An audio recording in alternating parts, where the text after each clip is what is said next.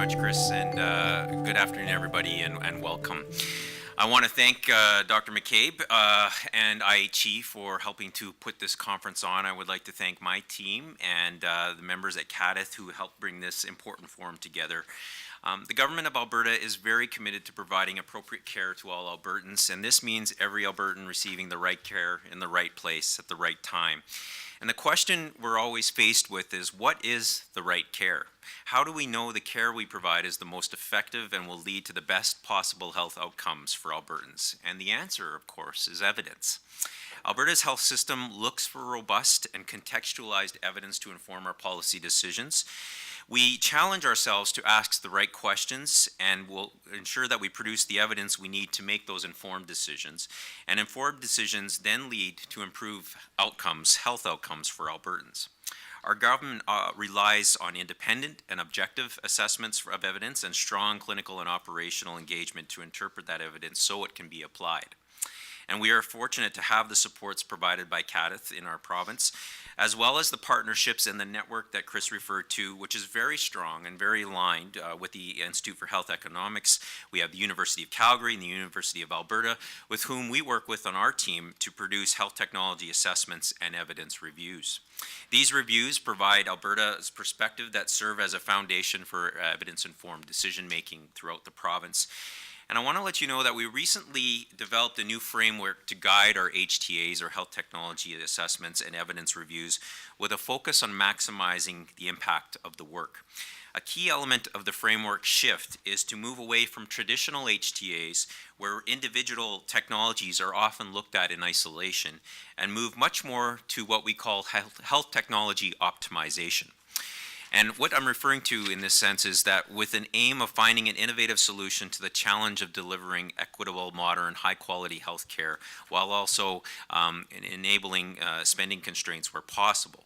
The goal for us is to determine how new innovations in health system can be delivered while managing our spending growth, removing low-value practices, looking at care that can be delivered more efficiently, and using real-world data to understand the Alberta context. We are also moving much more to a demand-pull system in our province on the health innovation technology side that provides clarity to all parties involved of the health system priorities, the areas we are interested in as a health system in focusing on in terms of research innovation, and ensuring that we can ally health technology optimization work to meet those system needs. And a key element of the framework is a renewed focus on health technology reassessments, using evidence to identify those technologies and practices that are obsolete or of low value or should be discontinued. So key to all this work and to the success of our framework is the ability to implement the findings. And I'm sure that's all of what you're interested here in learning more today, is how do we implement the findings. Canada is a land of innovation pilots and research in healthcare, but we have this ubiquitous challenge of spread and scale very often throughout the health system.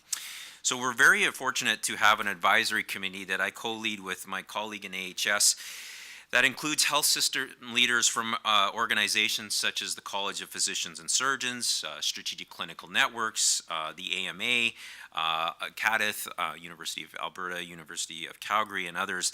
And we work together on how we can implement effectively many of the evidence reviews that we're undertaking as a network. Recently, this approach of health evidence reviews allowed us to assess geographical barriers to equitable stroke care in the province. And some of you may have heard about this.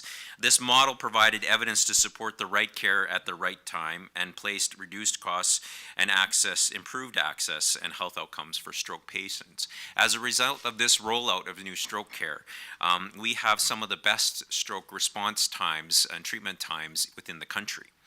So in closing, it is our health system, and it is only by working collaboratively with the network we have at our disposal and using evidence to inform decision making at every level that we can help to shape the best possible health outcomes for Albertans. And I look forward to our discussions today and the panelists, and hope you enjoy the afternoon. And thank you for the invitation to be here today.